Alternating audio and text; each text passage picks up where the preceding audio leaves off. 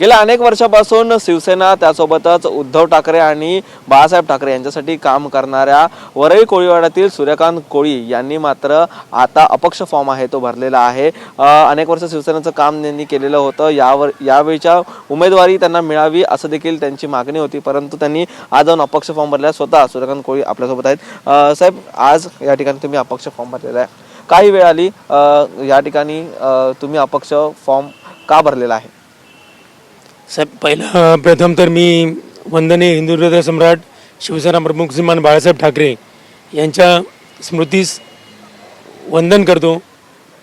आणि मी तुम्हाला सांगतो की मी वरळी कोळीवाड्यामध्ये जवळजवळ 40 वर्ष कार्यरत आहे। गेली 17 वर्ष मी शाखा प्रमुख आहे। माझी निष्ठा मातोश्रीचीच आहे आणि जसं बाळासाहेब माझे दैवत आहेत तसं आदरणीय उद्धव साहेब आणि आदरणीय आदित्य साहेब हे माझं दैवतच आहेत। त्यांना मी शिवसेना कधी विसरणार नाही आणि मी त्यांना वारंवार सांगत आलो की कोळीवाडीची काय परिस्थिती आहे, कोळीवाडीची रस्त्याची दुरवस्था काय आहे, कोळीवाडीचे अनधिकृत बांधकामं याचा कोणी विचार नाही केला। नुसते पैसे कमवण्याचे प्रकार या कोळीवाडीत झालेले आहेत आणि समुद्रकिनारा एवढा डेब्रिजनी भरलेला आहे साहेब, कोणी त्याच्याकडे बघत नाही। ही का परिस्थिती आली? वारंवार लाईट जाते, वारंवार पाण्याची कमतरता असते, लोकांचा रोष ओढून घ्यावा लागतो। मी शाखा प्रमुख काम करत असताना मला तिथे अनेक संकटांना सामोरं जावं लागलं। परंतु हेमांगी वरळीकर त्या ठिकाणी स्थानिक नगरसेविका त्या ठिकाणी होतात, त्यांना आता पुन्हा संधी देण्यात आलेली आहे। आता हेमांगी वरळीकर यांच्यामध्ये आणि तुमच्या जी लढत आहे ती समोरासमोर होणार आहे, कसं बघता? हेमांगी वरळीकर यांना काही सांगण्यात आलेलं होतं का आधी, आणि त्यानंतर अशा प्रकारे जो त्यांना जी उमेदवारी आहे ती देण्यात आलेली आहे? नाही, माझ्या पक्षातील जेवढे पदाधिकारी आहेत वरिष्ठ स्तरावरचे या सर्वांनी ते मातोश्रीवर सांगितलं की हेमांगी वरळीकरांनी त्यांच्या मिस्टरांना म्हणजे या दाम्पत्याला तुम्ही उमेदवारी देऊ नका। ही तिथे उमेदवारी दिली तरी ही सीट धोक्यामध्ये येईल। वारंवार मी 10 दिवस त्यांना सांगतोय, पण शेवटला त्यांनी तो निर्णय घेतला आणि मला हा टोकाचा निर्णय घ्यावा लागला की अपक्ष फॉर्म भरावा लागला। का तर वरळी कोळीवाड्यातल्या जनतेची मागणी आहे। वरळी कोळीवाड्यातली सगळी जनता मला सांगते की तुम्हाला न्याय मिळाला पाहिजे होता, पण तो नाही मिळाला। मी मातोश्रीला अजिबात याचा दोष देणार नाही। दोष या दाम्पत्यालाच आहे की त्यांनी या कोळीवाडीची दुर्दशा केलेली आहे आणि लोकांची मागणी आहे की बाबू कोळी यांनी तिकडचं नेतृत्व करावं। परंतु अनेक जणांचा जरी विरोध असला तरी सुद्धा पक्षाने याची दखल घेतली नाही का? पक्षाने याची दखल घेतली तर आज तुम्हाला उमेदवारी मिळाली असते। बरोबर आहे, पक्षाला मी वारंवार सांगत होतो की साहेब मला एक संधी द्या, मी त्याचं सोनं करून दाखवेन, तुम्हाला मी सीट निवडून आणेन। पण त्यांनी माझ्या पाठी वेगळाच ससेमिरा लावला आणि मला त्रास देण्याचा प्रयत्न केला माझ्या कोळीवाड्यातल्या लोकांनी, आणि मातोश्रीला काही वेगळं सांगितलं। आणि मग मातोश्रीने आज शेवटची क्षण होता, दुपारी 2 वाजता हा निर्णय घेतला।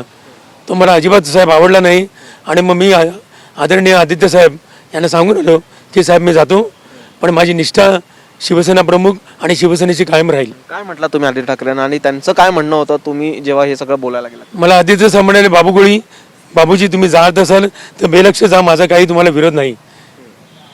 तुमच्यासोबत बाकीच्या कार्यकर्त्यांनी देखील त्या ठिकाणी राजीनामा दिलेला आहे का? किती फरक आहे तो पडू शकतो शिवसेनेला त्या ठिकाणी? फरक तर 100% पडणार साहेब, कारण लोकमत पूर्ण विरोधात जाणार। लोकांमध्ये जाताना लोक विचार करणार की आपण कसं शिवसेनेला मतदान करायचं, कारण या लोकांनी संपूर्ण वादात गेली आहे कोळीवाड्याची। आता अपक्ष तुम्ही फॉर्म भरलेला आहे, कशा प्रकारे तुमचे प्रचार आहे तो सुरू राहणार आहे? काय एक तुम्ही विजन घेऊन त्या ठिकाणी आहे तो प्रचार करणार आहात?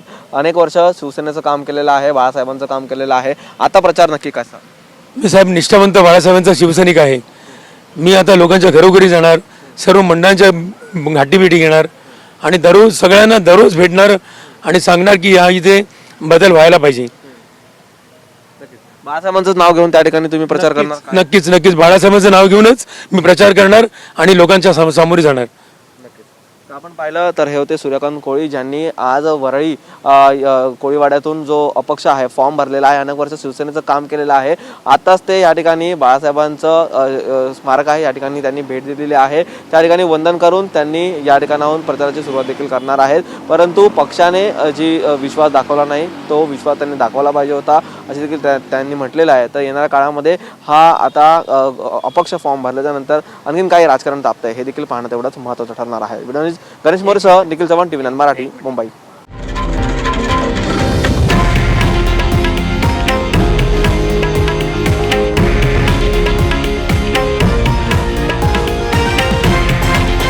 हे आहे देशातील नंबर 1 न्यूज नेटवर्क आणि आपण पाहत आहात TV9 मराठी, एकमेव.